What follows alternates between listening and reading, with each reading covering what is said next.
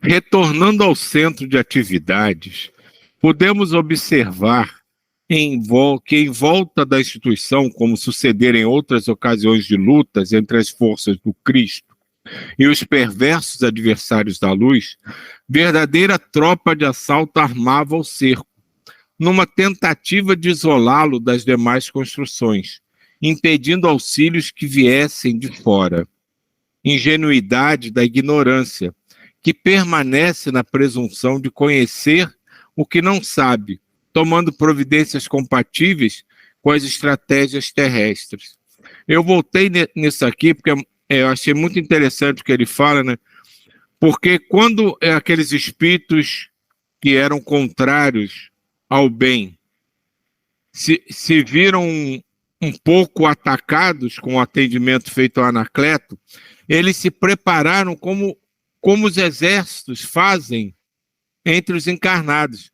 Eles se juntaram e tentaram sitiar o centro, né? Como antigamente se fazia, né, nas guerras, né, na Idade Média. Né? Você sitiava para ele não ter ajuda, não ter recurso, não ter nada. Né? Aí ele fala aqui, ingenuidade da ignorância, né, achando que isso poderia, né, fazer com que eles não recebessem ajuda. Né? Então, o que eu queria ressaltar aqui é isso. Esses espíritos, quando eles são muito desarmonizados, desequilibrados e muito presos à terra, eles acham que as ações devem ser realizadas conforme eram feitas na Terra, porque eles não conseguem compreender, na verdade, a imensidão, né, a amplitude do mundo espiritual. Então, por isso que eu voltei aqui, que eu achei interessante, né? Eles são tão fixados nas coisas que eles traziam, né, que eles tentam fazer um ataque conforme eles fariam se tivessem encarnados. Eu vou fazer um adendo aí, né? É interessante como eles ficam tão presos que eles não evoluem. Eles ficam nessa marra, não evoluem aqui na Terra e nem evoluem espiritualmente, né? Eles ficam estagnados.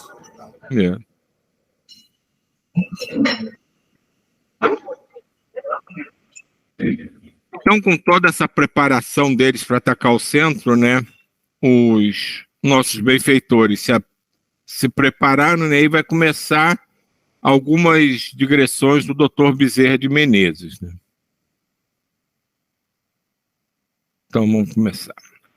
Após silencioso instante de recolhimento, Dr. Bezerra considerou, conforme esperado, o nosso irmão Rabino tomou as providências que lhe pareceram próprias para o enfrentamento. Acreditando na própria pequenez, comanda a tropa com a qual pretende invadir o reduto da fé, causando prejuízos, num ataque insano contra as pessoas e as entidades que aqui nos encontramos. A estupidez da presunção arma-o de uma valentia que não mais comporta em nosso campo de ação, especialmente após mais de 4 séculos de desencarnação. Certamente, as mentes frágeis de muitos frequentadores da casa entrarão em sintonia com as ondas morbígenas que são emitidas com o vigor do ressentimento e do ódio, facultando reciprocidade perturbadora para eles próprios. Isso aqui é interessante, né, porque o Dr. Bezerra chama a atenção que mesmo os trabalhadores da casa, na hora que essas vibrações muito pesadas chegam, eles podem se desarmonizar. E essa desarmonia é feita como? Eles conseguem atingir campos vibratórios que desequilibram o trabalhador da casa, né? Trazendo bolsões kármicos, memórias desagradáveis e principalmente o medo. Quando a gente sente muito medo de qualquer coisa, a gente se estabiliza quase que automaticamente. E o medo está relacionado, geralmente, à incompreensão, à ignorância do que está acontecendo de fato. Então é importante frisar isso, Porque nem sempre, às vezes, a gente está, como muita gente pensa, eu estou na igreja, eu estou dentro do centro espírita, eu estou protegido. Depende da sintonia que você faz. Porque mesmo estando ali, cercado pelos seus mentores, se você permitir a sintonia, eles te atingem e você se desequilibra.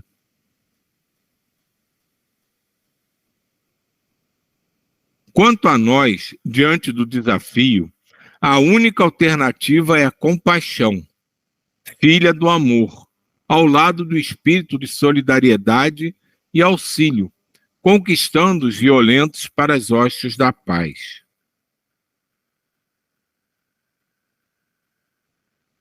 Torna-se conveniente que, nas próximas exposições doutrinárias, sejam explicadas pelos divulgadores doutrinários as dificuldades que periodicamente surgem no caminho de todas as criaturas, o mesmo ocorrendo nas comunicações mediúnicas, de forma que se tome conhecimento desse período de lutas e, por extensão, sejam aplicados os recursos da oração e das boas ações como medidas acautelatórias e impeditivas da vigência do mal em nossa grei.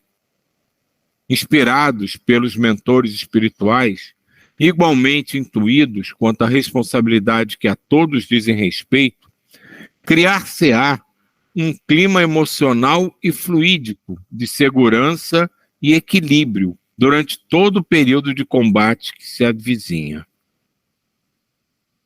A batalha final será do amor, apagando as labaredas do ódio naqueles que as vitalizem com sua ignorância e teimosia. Que o Senhor de bênçãos nos abençoe e nos guarde nos seus desígnios de paz. As atividades espirituais do núcleo prosseguiram sem nenhuma solução de continuidade durante aquele dia, mas ao acercar-se à noite, no período precedente ao labor socorrista, pelos passes aos visitantes atribulados, algo sucedeu, dando-nos um sinal da gravidade do momento. A sala encontrava-se repleta e o expositor preparava-se para iniciar o estudo do Evangelho, quando se ouviram gritos e altercações no portão da entrada. Tratava-se de um indigitado conhecido no bairro, portador de distúrbios mentais profundos, que, pela primeira vez, telementalizado por um dos chefes sitiantes, aproximou-se incorporado desejando entrar na instituição. Porque houvesse pessoas encarregadas da vigilância, gentilmente tentaram dissuadi-lo, levá-lo a outra área, mas o paciente, que tinha por objetivo perturbar a reunião e provocar uma arruaça, partiu para a violência corporal e para os impropérios, reclamando onde estavam a caridade e o amor tantas vezes ali apregoados. Isso aqui eu vou dar uma paradinha aqui só para contar um caso que muito parecido com isso, claro que em proporções muito menores, né? Um dia desses, né, lá na sopa com a Sani, tudo é organizado, né? Colocam os moradores de rua em fila, direitinho, e um que está sempre lá, toda vez ele está lá e é tranquilo, dessa vez ele estava mais agitado e queria furar a fila. E quando as pessoas gentilmente pediram para ele voltar para a fila, ele fez exatamente disso. Levantava os braços, vocês vão negar comida para um pobre coitado, vocês não vão deixar eu comer. Então, é uma situação muito parecida, né? Para ver como, às vezes, eles tentam das formas assim mais, da expressão mais infantis, às vezes, né? Para tentar tumultuar a coisa. O que você fez, Silvio? Tinham várias pessoas, né? Eu orientei ele aí, sabe? Nessa hora a gente sabe que tem ajuda, né? E ali está muito fortalecido. Ele ficou esbravejando e foi acalmando, né? Como ninguém deu, é aquela coisa de dar ibope, né? Se você dá ibope, a coisa aumenta. Se você recebe aquela violência e responde com violência, a coisa aumenta. Simplesmente botei a mão no ombro, ele ficou incomodadíssimo e pedi para ele ir para a fila e tal. Ele não foi para a fila, mas ele foi baixando o tom e parou de falar. Mas ele não foi para a fila. E naquele dia ele não pegou a sopa. Quer dizer, no final das contas, o único prejudicado foi ele. Mas, porque me lembrou, assim, uma situação, claro, com a proporção não se compara, mas a situação em si muito parecida, né? Para tumultuar, eles pegam alguém que eles conseguem desequilibrar para que ele cause um transtorno e assim tente desequilibrar os trabalhadores da casa. Nunca é fácil, né? Independente da proporção, nunca é fácil lidar com eles, né? Porque realmente é super agitado, assim. Porque às vezes você não sabe o que esperar, né? Pode ter uma reação qualquer que tu não espera, né? Tira uma faca, uma coisa, que vai para a violência mesmo, né? Não é simples, não. Vamos lá.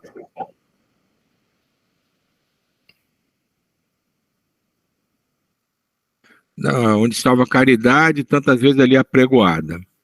Inutilmente, 4 trabalhadores masculinos que tentavam impedi-lo de avançar e direcioná-lo para a pequena sala ao lado, quase travando uma luta física, sofriam da imensa malta espiritual zombeteira, apupos e infames, gritados de maneira extravagante, estimulando os que dominavam o enfermo a prosseguir, desafiando-os ao combate físico, assustando os presentes e provocando pânico. O guia hermano veio atender o problema à porta de entrada e, orando sinceramente, acercou-se do doente mental e tocou-lhe a fronte, descarregando nele energia especial, que desvinculou os 2 assaltantes ferozes, que se afastaram após experimentar um tipo de choque vibratório forte.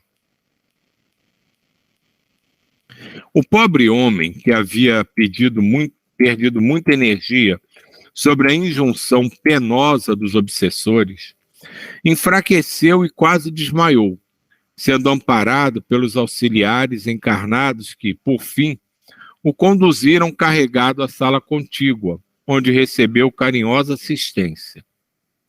Alguns visitantes, desconhecendo o que se passava, tentaram levantar e participar do incidente desagradável, no que foram obstados pelo expositor, que elucidou que está tudo sob controle, referindo-se ao doente mental com ternura e misericórdia. A reunião teve início com a oração comovedora, inspirada pelo mentor da casa, logo se passando a leitura do texto.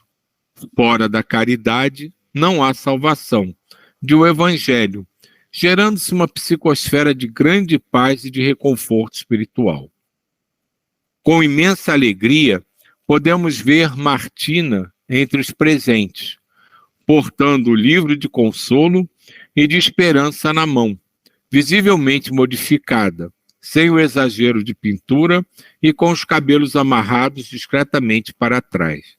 Para quem não está lembrado, Martina era aquela menina que a mãe incentivou a conseguir as coisas na vida através da sua beleza, do seu corpo, depois se revoltou e a mãe faleceu e agora ia reencarnar como filha da própria Martina.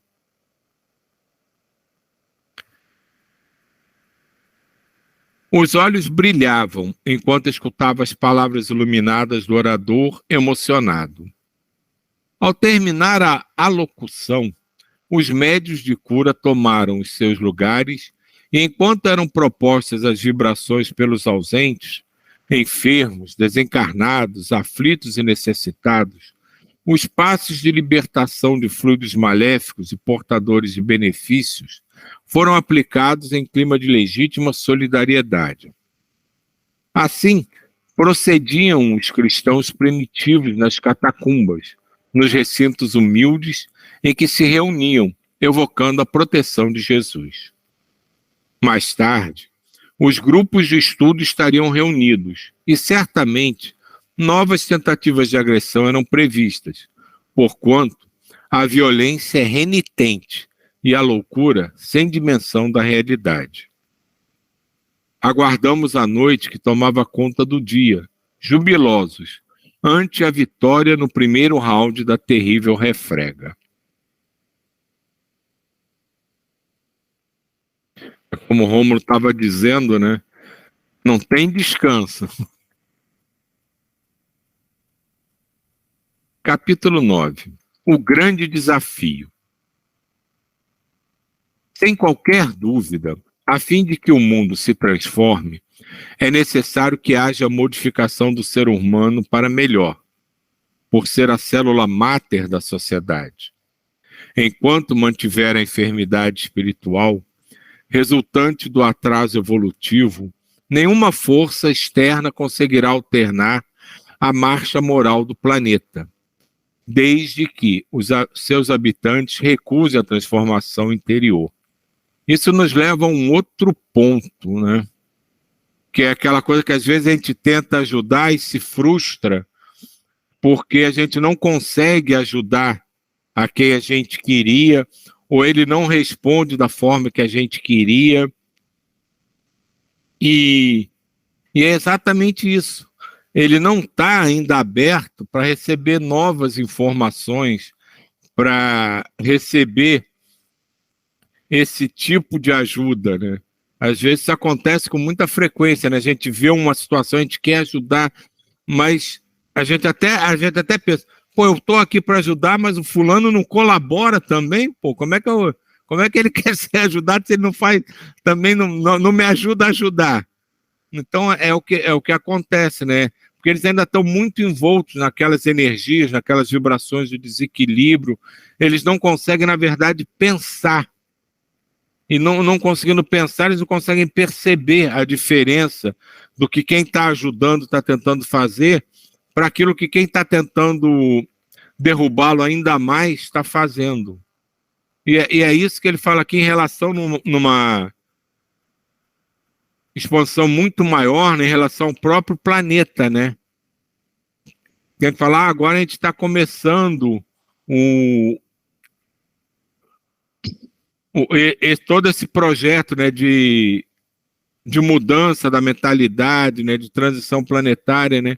E alguns podem questionar, né, mas por que tanto tempo? Por que esperar tanto tempo? Porque a humanidade ainda não está preparada para isso. Muitos de nós podem ouvir o chamado e atender, mas infelizmente a maioria ainda não. E mesmo assim, quando a espiritualidade vê que o processo pode começar, ele ainda é muito lento, leva uma quantidade absurda, né, para nosso relação de tempo, pô, é um tempo imenso para ele se concretizar, porque só começou, é como o cerne da coisa estivesse plantado, né, a semente, né, ainda precisa modificar muito a mentalidade da sociedade, da humanidade como um todo, para que isso possa se realizar. E mesmo assim, ao final, sei lá quantos, ainda vão ter espíritos que vão ser enviados para outros orbes porque não conseguiram acompanhar todo esse processo.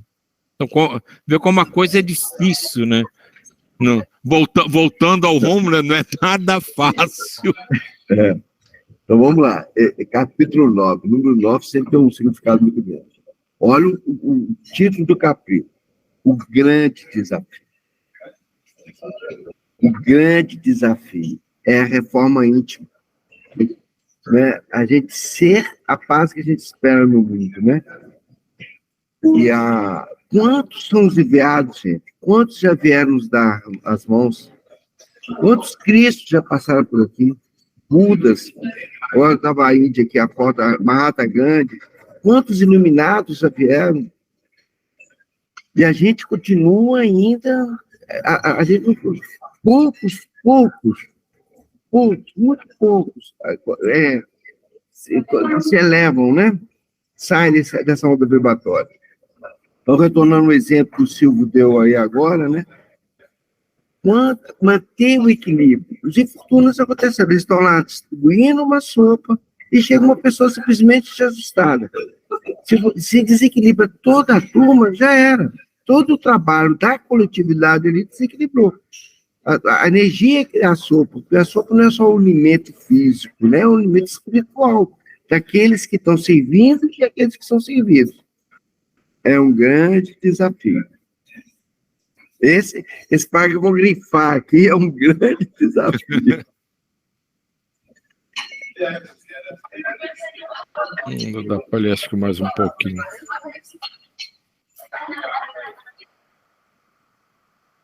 Os momentos que vivemos são de esforço auto-iluminativo. Quer dizer, ninguém aqui está para transformar o mundo, não. O esforço é auto-iluminativo. Cada um vai se transformar e a soma dessas pessoas se modificando vai aumentar a carga positiva. É a reforma íntima. É. Reforma íntima.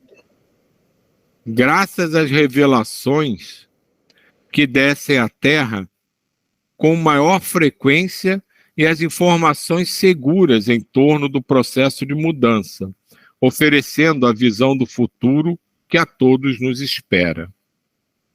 As lições do Mestre de Nazaré, desde há 2000 anos, convocam-nos ao procedimento moral correto, à convivência pacífica e ao cumprimento dos deveres de solidariedade e de apoio aos que se encontram na retaguarda da ignorância, ou sofrendo os necessários fenômenos de recuperação pela dor, mediante testemunhos, por meio das experiências aflitivas.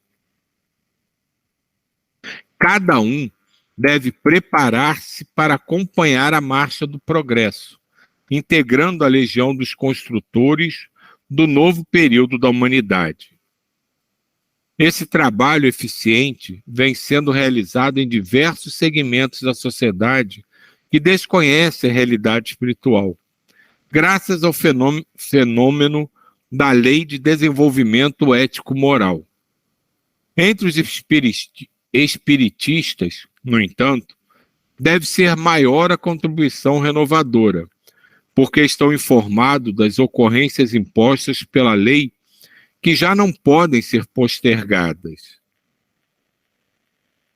Anunciado por Jesus, esse período de transição, tanto como referendado pelo Apocalipse, narrado por João Evangelista e os profetas que se manifestaram a esse respeito ao longo da história, chega o momento de cumprir-se os divinos desígnios que reservam para a terra generosa o destino regenerador, sem as marcas do sofrimento, na sua afeição pungitiva e desesperadora. Aqui eu vou dar uma paradinha, vou parar aqui e só vou reforçar uma coisa que já sei que o Rômulo vai ir. Cadê? Anunciado por Jesus, esse período de transição, tanto como referendado pelo Apocalipse, narrado por João, pelos profetas, chega o momento de cumprir os desígnios que reservam na terra. Aí eu volto, né, a coisa que eu tenho falado algumas vezes, né? Por que da pressa?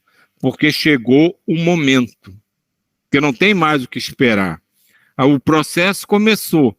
Então, ou a gente começa a participar dele, ou a gente corre o risco de aquela coisa, né? Cheguei atrasado, perdi o ônibus da escola. Não vou para a aula hoje.